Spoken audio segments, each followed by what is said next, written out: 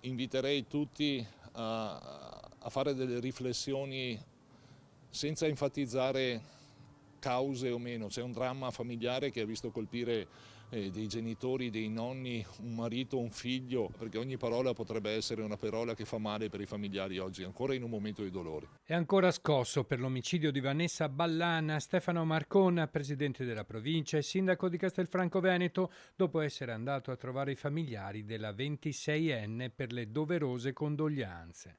Provincia ancora sconvolta dalla tragedia di Giulia Cecchettin e sempre attenta alla violenza di genere, con importanti iniziative come la panchina rossa in memoria delle tante troppe vittime. Ma la violenza ha anche altre sfaccettature. Marcona cita le ripetute aggressioni nei confronti di autisti e controllori della MOM. Certo, sì, ci sono margini di miglioramento, ma da qui a dire che la nostra è una provincia non sicura, io mi baderei dal farlo, anche perché i numeri ci dicono che non è così. Rispetto al tema dell'arrivo dei migranti non è più giusto considerarla un'emergenza, visto che è da anni che continua questo flusso, ribadisce Marcona. Ed è un problema che non può essere governato oppure risolto dai comuni, è di competenza statale e io spero ed auspico che presto si trovino le misure per non incentivare migranti a venire sul suolo italiano senza avere le necessarie garanzie di lavoro.